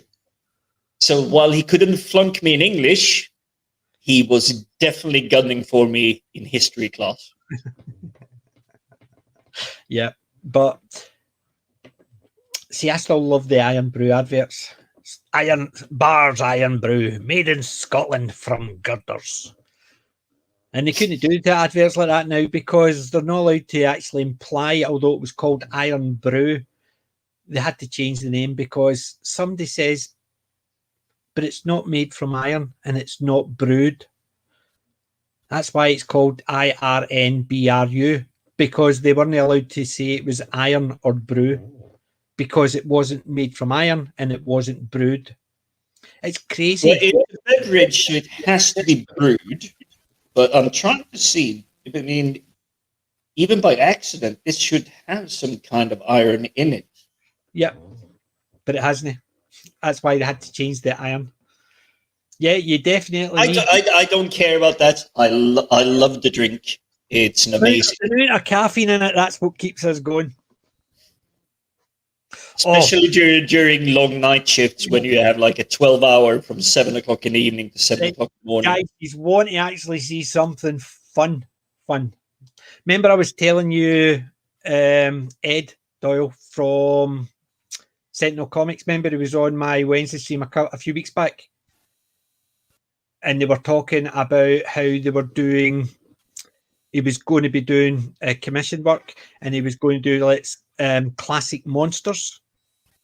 Mm-hmm. And some of the people who wanted the classic monsters wanted themselves in. So somebody wanted themselves being bitten in the neck, another wanted to be strangled by Frankenstein and stuff like that. And I had said to him, I'm looking for a commission of the giant ants from them. I want to be the sailor in doing the tap and getting dragged out because it's the most iconic stream. Right, wait till you see this. Oh, you got something for me. This is going to be good. Oh, nice. That's my commission. It's even got a resemblance to the PG maybe from the Dread comics. Yeah, but basically, I got him. He asked me to send him a couple of pictures, so I was doing the poses of and all that, and I sent him a couple, and there you go. I showed it to my wife, and she loved it.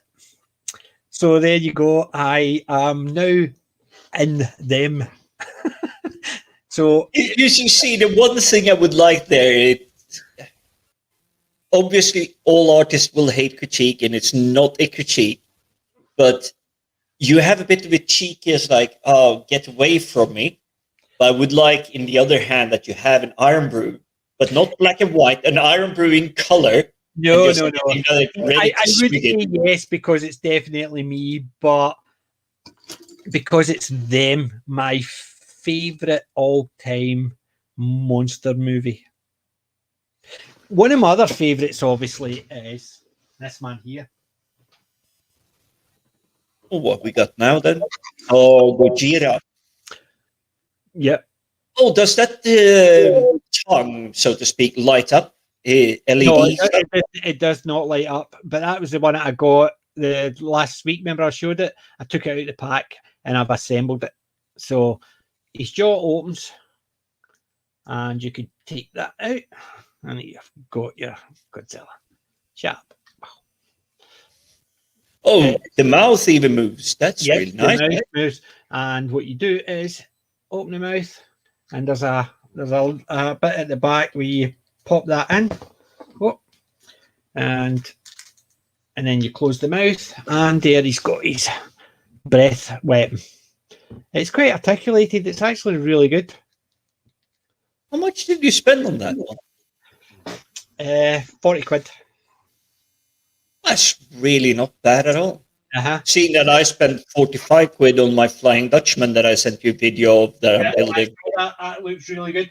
And I've asked them to keep an eye out for the King Kong, the McFarlane Toys King Kong, the classic one, because he had the Skull Island one. He had two from Skull Island, and they're not the ones I was looking for. I'm looking for the classic black and white one. I would like the one where he's on the platform and he's got the chains and there's a fairy on it. That's the ones I'm looking for. However, I'm going to do another box opening maybe this weekend. I'm going to do my Ash v the Evil Dead. I'm going to actually take him out and then see what he looks like with the different faces, because there's 3 different faces. He can put his metal hand on, or you could take it off and he's got his stump, or you could put his chainsaw, plus he's got his shotgun. So I'm going very nice. I was just going to say, I do not believe Wendology at all on her latest comment. What one? Let's see. I'll go down. So the Iron Brew, you definitely need coffee tankers on standby, or a glass of Iron Brew. It's got enough caffeine as a coffee tanker. Bulletproof coffee. I've not. It's sort of like the Jolt Cola back in the 90s. But it's the latest comment. Right, the latest one. Ah, you're not jealous at all. No, I can understand that. Yeah, I mean, it's so mediocre. Yeah, who needs a Gojira like life-size thingy? Yeah, and even the box is actually, it's the Japanese. It's not a UK box. So it has. Did you see the box on it? Because obviously I've opened it, but I still got the box. Whoop. Oh, that's a nice hefty box. Yeah, it's basically got some English so you can actually think me, but in effect, nice sturdy box. And it obviously it had the whoop. Just landed. You're on the just door. lucky your camera is just like chop, chop, chop, Yeah. chop, chop. So So you didn't see all the chaos. It's good. The image for it there, but see the box with it basically had the same idea as the picture of it. You had it in the box, so it's really good. I must admit, and yeah, classic Japanese box. So that's getting kept as well, even though the monster's out. The monster's out the box. You see, I'd love a little bit of red LED going through the flames. It would be nice, but in effect, not white. It has to be white LED, or it has to be clear plastic with just a light, because it was never red. No, but because it's so white, even though you have a red LED, it's kind of like when you put two colors together and they change. Yes, so if you have red buried under a lot of white, it will just come out as in a little bit more shade. But yes, you might need to turn it down. So maybe orange. No, blue. Very bright blue if you were doing that. So actually sparkle, because it's meant to be it's almost like an electric nuclear breath. So the red wouldn't work with it. That's why I think it needs. So it has to be either clear with a white light, with maybe, or else a bluey clear with a white light, or you have to have it white with a blue light to give it that. So you could have bits of white where it's actually clear in it, so it sparkles a wee bit here and there. Not that I've thought about it in great detail. You see, I've been doing that for the maybe last 6 or 7 months, which is why I'm building the Flying Dutchman at the moment, by the way, because it has LEDs running through. But I also know that what's running through it is green LEDs. Yeah. But the majority of it, I'll actually bring the product. So give me a second. Yeah. Well, we're at it. Look, it's not that I'm just a big Godzilla fan, but there's my Magic the Gathering cards as well. I'll put them on to a bigger screen. Right, Jim. Yeah, go ahead. Right, I'm going to put myself on a bigger screen.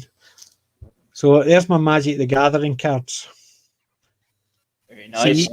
So you see it at the top, Godzilla. It's not the clearest one because it's obviously in my protective bind. See how it's white? And I've not got them all, unfortunately, but I've got the Mothra and such like, so there's bits and bobs there.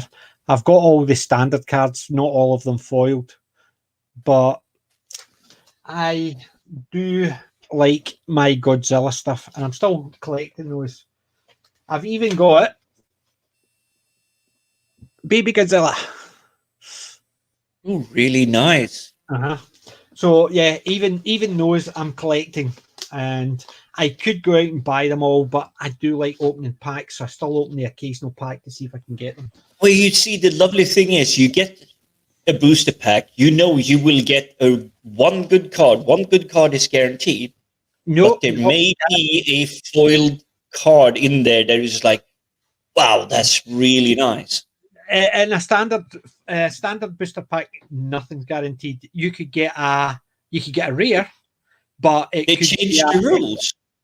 Because back in my day, you were guaranteed, and we're talking about season 4 to season 7. You were guaranteed one really good, but if you got a really good one, usually the rest of the cards were just trash. No. You can in the pack you would still get 10 or 11 commons. You would get 3 uncommons. You could get 1 rare or mythic, but even the rare or mythic could be worth pennies. Oh, you see that wasn't the way back in the day. It wasn't a supremely rare mythic card. It was just a really, really good card. No, so you might have gotten a Bird of Prey, even though a Bird of Prey is a common. Yeah. But they were very, very rare commons. Aye, they were sought after. They still are. But what I'm saying is, in the pack, you get one rare, 3 uncommons, and the rest of them are commons. And even the rare could be worth pennies and nothing.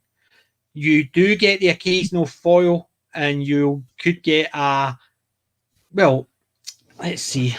I think I've got it here. My most expensive card, if I've still got it in this, is... It's not there. Where is it? It's basically, I think I've got it separated from all these cards. But in effect, my most expensive card I got in a box. The box cost me £80. The single card in the box is worth £95, and it is called a strip mine, foil strip mine. Strip mine, turn any land into Basically, adds land. one colourless manner, and to sacrifice it, you can destroy a target land. It's basically... Oh, yes, that's the one. But that's an oldie goldie. Yeah, but I got that in a set, and it was... I don't think it was meant to be in that set because it's not from that set. Near it was. No, strip mine would definitely be around... That's the strip mine. Hold on. Season 6. I'll need to actually do that again. Strip mine was Zendikar Expedition. So I might be thinking of Quarry or something because it basically does the same thing. Yeah, I'm going to share the screen again to see if we can get a better actually. But that's a strip mine there. So as you can see, it's got in US dollars. It's 109, so it's actually gone down by about $10. So it's about £85-90. But that basically, that one card, if I sold that, it paid for the box that I got the 36 pack. I have a buddy that does this. He's basically just like scooping up booster boxes. Yeah, and then opens it, sends it off to a place where they like validate and say this is a proper one, and then it just goes on eBay and he makes the money back. Well, see, I'm a bit of a collector because I know I'm a bit of a sad git, but that's my collection there. Sorry, we call my collection fans.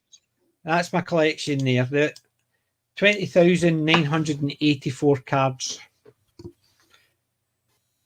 You have almost 21,000 cards. Yes, and that is only maximum of 5 of one set, because basically a play set and one for my collection. So at maximum number I keep is 5. There is a couple I've got a lot more of because they're higher value or they're really good for playing, but I've got 21,000 cards and 5 per of any one card. And things like, there's still other ones, like for instance, there's like the Goblin Chain Whirler is the card that I've got most of. There's 9 of those, but those, although they're not expensive cards, I love my Goblin decks, so I've got them in all my Goblin decks, and they're just a great card to play. But nothing wrong with the good Goblin Burn deck from the red side. Yeah, Destroyer. You've got Gigan and stuff. I've got all. I do like a lot of my cards. I don't sell them. I've got no interest in selling. I've got a couple of cards that I know people want, and they'll say, "Well, they're not really expensive cards. So if you want to trade them for unexpensive cards," I said, "No. If I want to trade them, I'll trade them for something I want. I don't go. I trade with my friends because I would rather trade with my friends. See if somebody trades with me and says things like, well, that card is worth £2. These 2 cards are here are £1 each. Do you think that's a fair trade? Well, if I don't want those 2 cards, no, it's not a fair trade, and I don't care how much they cost. If I want to trade one of them, if I want a dragon or a goblin card, I don't care if it's cheaper or more expensive than the card I'm trading. That's the card I want, and I don't care the price. I traded a £1 card for a £10 card because one of my friends wanted the more expensive card, and I had 2 of them. So I didn't think, oh well, you need to give me £10 worth of cards for it. So no, that's not how it works. Uh-huh. Because Okay, birds of prey are extremely unique. And for the longest time, I was hunting for my fourth bird of prey. Birds of I Paradise. bought it dirt cheap. Are you Okay, talking well, about Birds of it cost Paradise? me a 60 card deck, but considering back in the days, this is mid 90s, a single bird of prey card was about £150. You talking about Birds of Paradise cards? Not Birds. Birds of Prey or Birds of Paradise, I might misremember because I haven't played Magic the Gathering in about I don't think there's a 15 Birds of years. Paradise. Basically, it's a one green cost, tap it to add mana to your mana pool. Birds of Paradise, that's what it is. Yeah, I've got. Let's see how many of them I've got. They were perfect in a trample green deck. If you dared go all out green, they were perfect because if you pulled two of them in your starting hand, you were 4 turns ahead by the second turn. I've got one, and US dollars it's worth $13, so it's about a tenner. I've got one. It's probably because they're a lot more common today, but back in the 90s, they were not common. They were common cards, but they were not that common. Yeah, you can actually see because you can actually see a basic price wise. So like the version I've got. So if I change the version, the most expensive single card is $5,000. That's the alpha set Bird of Paradise. The beta set Bird of Paradise is $2,600. However, the 7th edition foil one is worth $3,700. Yeah, you see, I started tapping out around season 7, so this is where I'm talking about the really old ones. Yeah, well, I've got a load of old ones. Like, for instance, Portal. That's one of that's in 1994 a starter set. So you get 2 decks in that to play against your friend. And I've got the starter set. And one of the guys I was chatting to on one of my streams, he bought one and he was really happy. He bought one. He got it for £80. And I says, that's really good. He says, how much do you get yours for? I said, 16. Basically, I was the good old times. When I bought it. I'm going to give you a quick few, because we were talking about colors and lights. Yeah. So if I may take the big screen, please. I'm doing that right now. Have you got the lights plugged in yet? The lights are wired. Yes, I know. I thought you would have actually fired them up onto a battery just to see how it looked. Oh, I'm still too scared to try a bit out, but this is the stage I'm at. There obviously is going to be massive sales and everything. And I do feel sad because the idea was to have it sitting here, but you see how big it is even without anything. Yeah. Yeah. And what you would need to do is across your angle at the back so it would sit above your head. But it's the same idea. You need to actually get it so it's actually the whole thing seen. But that looks absolutely cool. Can't wait to see it completed. Oh, this is about 40 pieces in. I still got about 220 more pieces to add to it. Superb. Can't wait to see that completed, must admit. And well, we're at this point. Remember, guys, you want to see more? Subscribe. I keep on remembering. Hit that like button. The right told me I'm meant to actually say to people to tell them to subscribe every time. I keep forgetting because I just get right into it and I enjoy it. So remember, like, share, and subscribe. Leave a comment. It all helps the algorithm. But always trying to game YouTube. Yeah. What else have you been watching this week?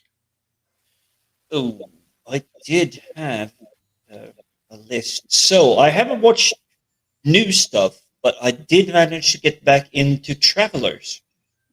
Aye, I've not seen that for years, but yeah, I think I know what one you're talking about. Yep. It's basically people from the future. So it's not. They travel back into the body. It's not the Tomorrow War, but essentially, people from the future takes over The bodies. the bodies of people that are just about to die, Mhm. and they come back because they need to fix something in the future. Yeah. And you're following one splinter group of it, and I really like it. I've been told there's a book series or book something. I haven't seen it because I actually like the show, so I thought I'll watch the show to its completion, and then I'll go out and try and find a book. Thank you, Justin, and thank you for joining us. In other stuff, because obviously I've been trying to crunch through my audiobooks, I've gone through a little bit of my Andy Weir. And Andy Weir is probably best known for having written The Martian. What do we have here? It's MCT oil. Oh, I missed that. I promised Carol I will reread it. Yeah, basically what you do is Redology. It's coffee, but you mix in MCT oil and ghee and butter. Put it in a mixer and blend it and let it froth up. It's almost like a meal. Cannot complain about the liquid meal.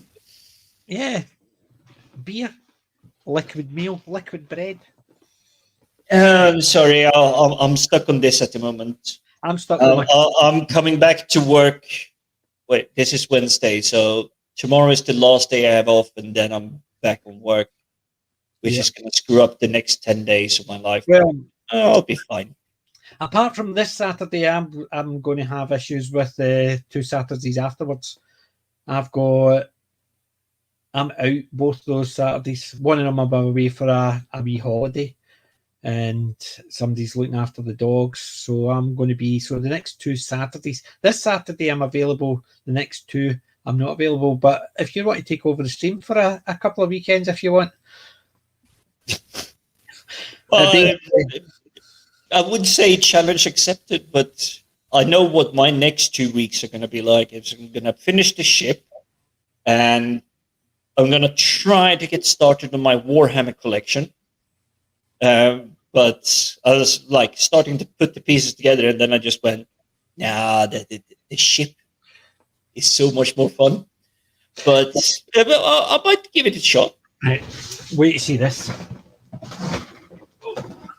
I need to dig this out. It's nearest I've got to my Warhammer collection. Oh, I played a PC game on that. I really love it because of its cheekiness. Well, I've got the PC game, but I don't like the game as much as I like the board game. I've played it since a few editions back, but this edition, the detail in the models is absolutely amazing. So that looks really good. The detail, I know it's a wee bit blurry, but the details on these ones, the earlier details. So there's the human team, which are in blue. I've not painted, as you can see, because don't want to mention it. But I used to have all these human teams. They didn't have the detail. So what I did was I took my knights from my Bretonnians and chopped them apart and added to these. So I had all mine look like knights. So all the helmets had crests and all that. But I ended up getting rid of that game and actually got myself. And then I went out and bought it again. And I bought the newer version. So, Blood Bowl. I still love it because I'm a massive fan of the UFO series, Alien Unknown.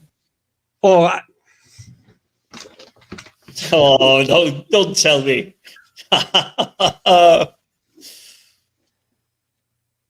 XCOM Interceptor, XCOM Apocalypse, Shadow of the Horned Rat, Warhammer.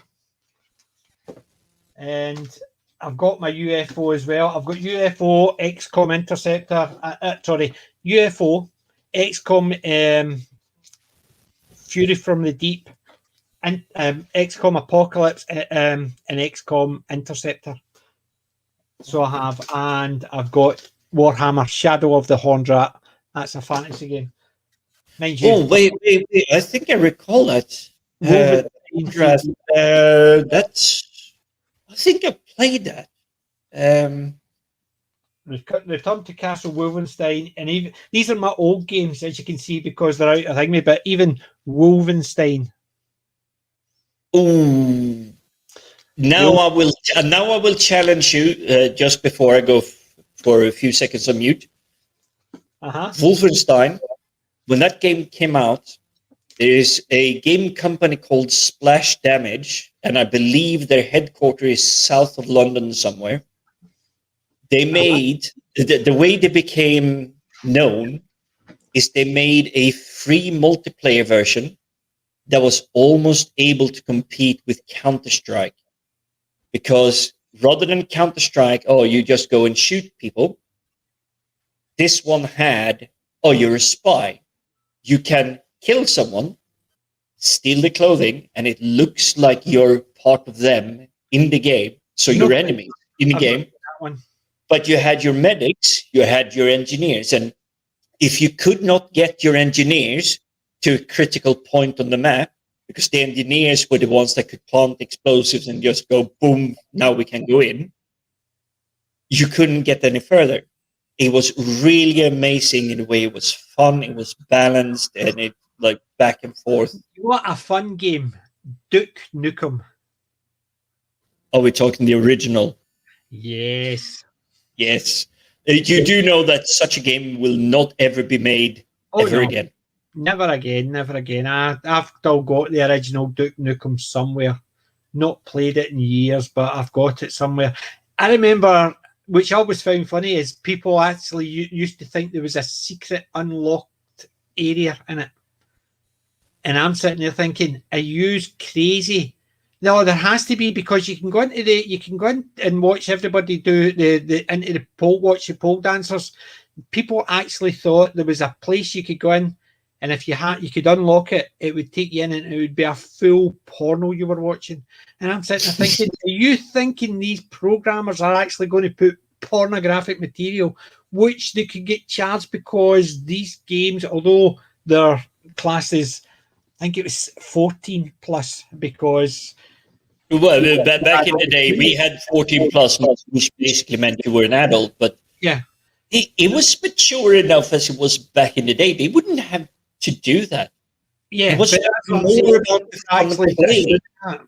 But I mean, we used to play Doom again. We used to play multiplayer Doom when you had the invisibility spell. You weren't invisible; it was just your eyes that you could see. So you would see a set of eyes going through the corridor. And how did you shoot me? I'm invisible. You're not. Your eyes are still not invisible.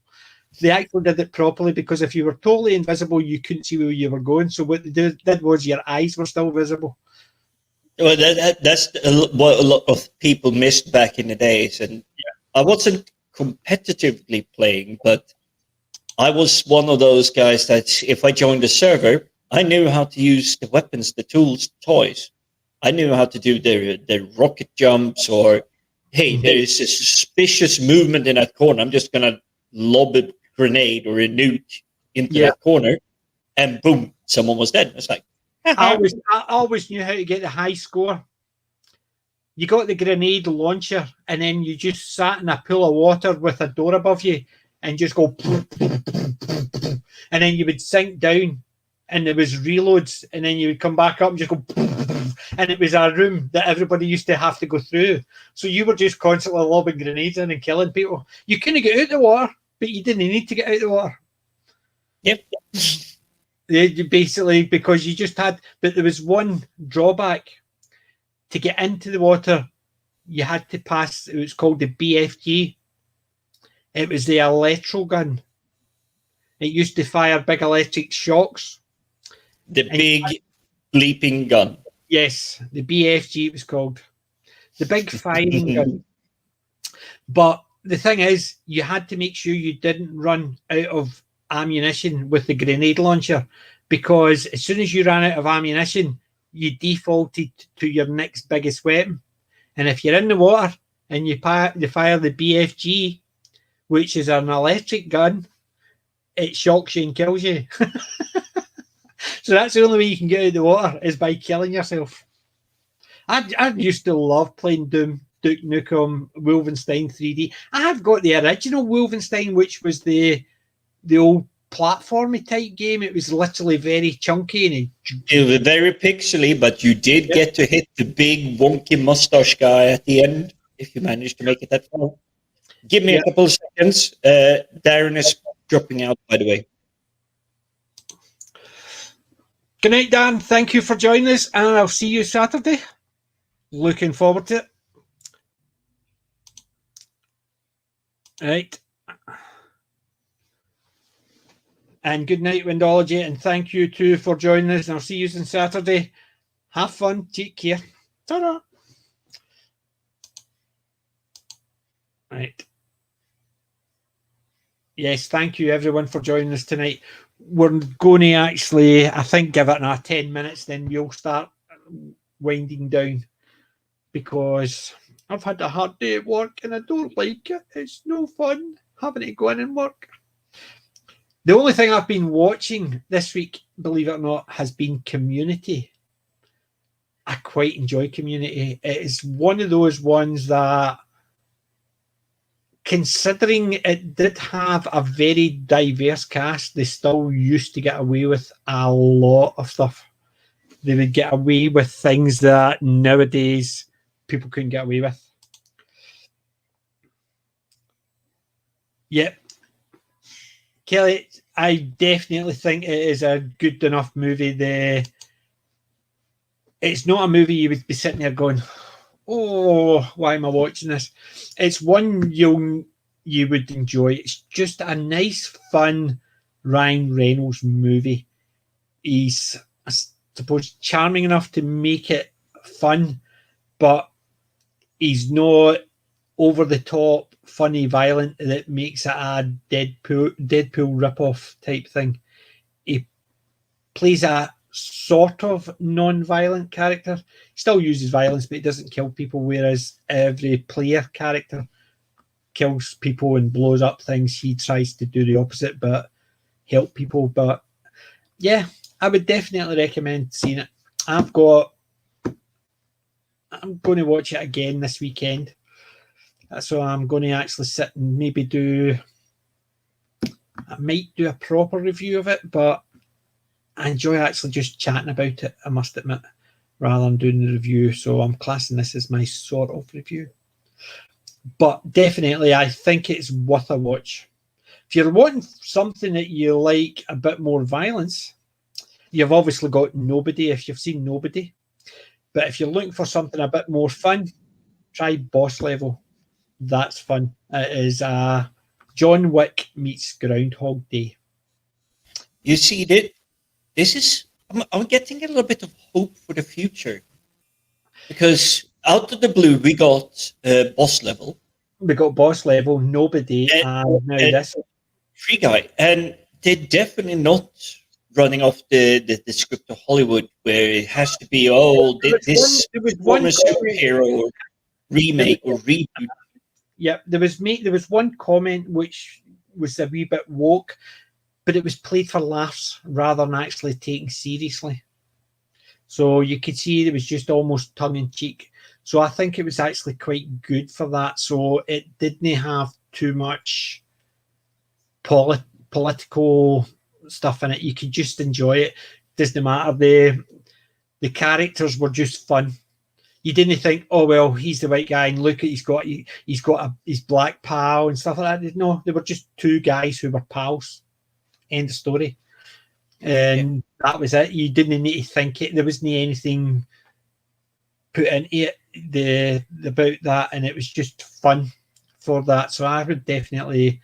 Free Guy is a good movie. It's a good okay movie. Based on Ryan, it definitely sounds like that from all the descriptions, all the reviews I've seen. I've seen Critical Drinker. I think even Ass has done one on I've not seen anybody's reviews of it. I must admit, I'd heard about it. I had heard about it because Neurotic and all that were talking about it, but they didn't review it as such on Friday Night Tights. So I'd heard about it, and it was just on Amazon when I was there. So I thought, I'll give it a go, and I enjoyed it.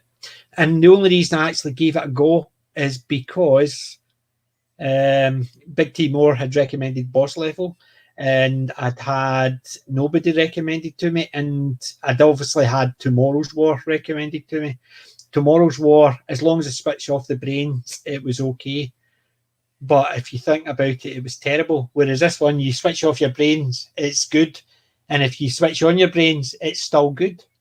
You know what I mean? So it's entertaining enough. If you're sitting really paying attention to it, or you're sitting with it on in the background when you're doing something else, it's entertaining enough. Whereas the Tomorrow War, if it was on in the background, you weren't paying attention to it. It was good, entertaining action, good animation, good graphics. But as soon as you sat and watched it and paid attention to it, it made zero sense, and it actually made the whole movie farcical. Whereas this one was just an entertaining movie. And I think, I watched that because the last couple of movies I've watched were a lot better than expected. Nobody, I suppose the best thing is it's all good, man. The guy played Better Call Saul. I wasn't expecting him to be the John Wick type character, but it's more down to earth than John Wick, because he gets the shit kicked out of him. And so he doesn't come out like John Wick just with a wee bit of blood when he's been shot, but he's got the punches and the bruises and his black eye and his cuts above the head. He's been stabbed. And he's got the blood trickling it, and he basically sees Knuckles all battered and stuff like that. And it's not John Wick where it's just all very smooth gun. He's in a fight with about 5 guys, and it's not a nice fight, and he doesn't come out all he doesn't come out shining. He comes out victorious, but he doesn't come out shining. And all the people he fights are all bloodied. One of the guys gets all his teeth knocked out, and he had a lick, and he's no teeth, and they're just all stumps and blood everywhere. Whereas you look at the fight in Shang-Chi, I've seen the review of that, and they get beat up, but no blood, no bruises, nothing. Really? No, they just get jumped around the set. Yeah. If you want to do if you want to play very light-hearted, but it doesn't make sense when you look at this is a really rough fight. Why are you not getting back up again? Because if you're not bloodied, if you haven't had your teeth completely knocked out, why are you just lying there on the floor? Why are you not getting back up? Yeah. And I do want to understand it has a balance, say, with the Jackie Chan fight sequence. Yeah, but Jackie Chan, even though they're over the top, blood everywhere, they are more comical done, and they're choreographed in a way that is entertaining more than. But you see, there's an part of that, because when Jackie Chan is taking like a bifold ladder and just like swinging around, smacking people in the face and everything, you understand, even if you don't see the blood, you understand why they don't want to get back up. Yeah, even if you see them up like that, and you just see a wee bruise and stuff like that, you know fine well that it doesn't matter if the eye's not hanging out the head. It was basically, it's done for more of a comic choreographed fight, and it is entertaining watching the fight because how detailed it is, how well the stunts are done and stuff like that. You don't need to see blood and guts going on. Whereas if you're watching some of the really early Chinese martial arts, you see the swords are going and you see them spinning away and then suddenly coming back and there's big cuts down their face, because or else they go where the guy's standing right in front of the camera and he spins round and there's a big slash down his face.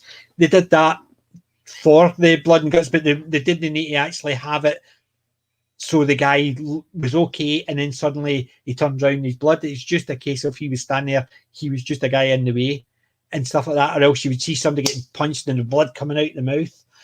It was done a bit more violent, but it was still really interesting. I love my Chinese martial arts movies. I've got a lot of really old ones, and you see, a couple of weeks ago, I watched Johnny Mnemonic, Rumble in Hong Kong. yeah, I've also got Rumble in the Bronx as well, but I've got a load there. I've got Enter the Dragon. I've got Legend of the Iron Fist. I've got the Bruce Lee stuff. Kung Fu Hustle. Kung Fu Hustle is fun. That's another really good movie. You want to see a good martial arts which takes the mickey is Kung Fu Hustle. Because they use Warner Brothers things like beep beep and and stuff like that. Kung Fu Hustle is a fun movie. The Roadrunner. Aye, they do the Roadrunner in it. They do a lot of the stupid fight scenes, and they do bits and pieces from a lot of different movies. It's fun to watch. You can spot wee bits and pieces from Warner Brothers stuff. You can spot bits from other genres of movies. It's really good. But that's 10 o'clock. What we'll do is we'll start wrapping up because I think there's only two of us left. It sounds like a plan, but it's, as always, it's good catching up. It definitely is, and it's fun. I enjoy streaming, and I'm looking forward to Saturday to see what we've got, because on Saturday I'm actually going out to the charity shops for a change. So I'm actually going to go to, because I've not been out for a couple of weeks to the charity shop because obviously I've had family issues, and I managed to get one DVD last week. I'm going to go down to the charity shops because I've not been down for a month, so the local ones should be restocked. Well, I would hope mine will be too, because I've been to my local charity shop, and whilst they didn't have DVDs, holy crap, they're really nice furniture. I was actually tempted to buy a table from them. I don't need a table, but it's like, I'd love to own that one. So I must admit, It was £85, so I will give a bit of a miss, but CD shelves. I want another two of them to go there, just so I've got space for my DVDs. Oh, so you mean you don't have them in boxes from Amazon? No. No, I need to get two more of these IKEA shelf units with a couple of extra shelves so I could just have all my DVDs all piled up there, so all my figures can be on my thing rather than having a mix. Because as you can see, each of my shelf has now got an extra one of these on it. They definitely look like they're expanding a bit. So. Yeah. So that is 1, 2, 3, 4, 5, 6, 7, 8, 9 extra bits like that. And that's not including all the DVDs that are already on those shelves. I'm expanding. So I am. But over the next couple of weeks, well, if I get the time, I'm hoping to be able to squish the studio back together a little bit. But I need to fix the magnets which these guys are hooked up on. Yeah. It's, by the way, is one of my favorite ones. Let's see if you can guess what film it is. Veritas, that. Hold on, I need to get that in the bigger. Hold on, let's see.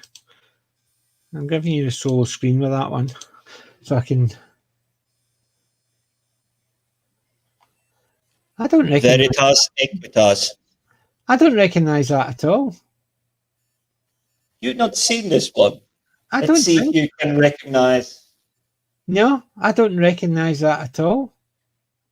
Oh, so recognize the old boy with the cigar. That's Billy Connolly. That's Billy Connolly. What one is that? What movie is that? It's called Boondock Saints. I've got it from 1998, I believe. Yeah, I've got the Boondock State. There was two movies. Let's see. And iTunes movies.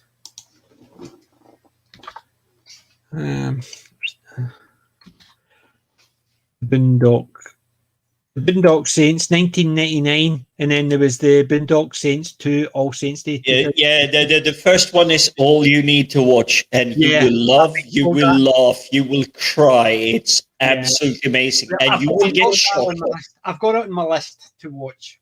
It's basically been ripped onto my playlist. It's just I've not got to it because Community took over. I've watched the first 2 seasons of Community.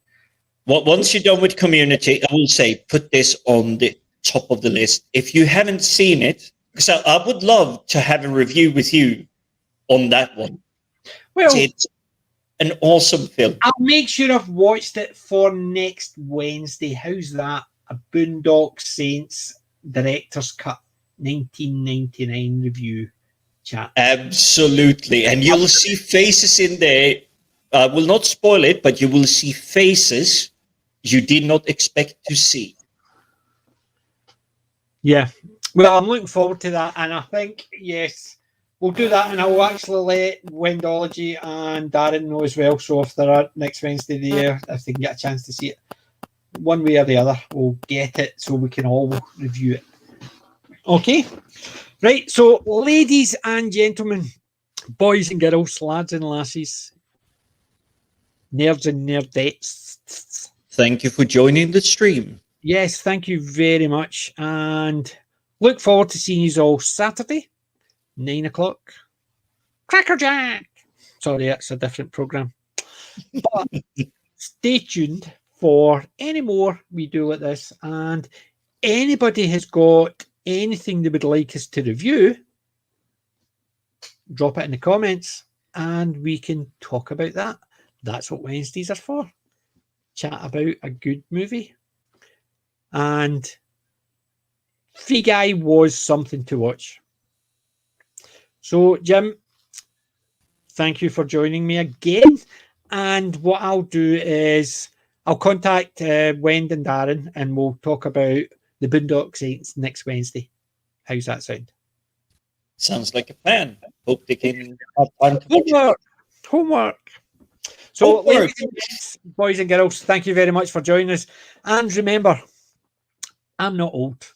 I'm classic. Honest. PJ Maybe and Jim the Viking.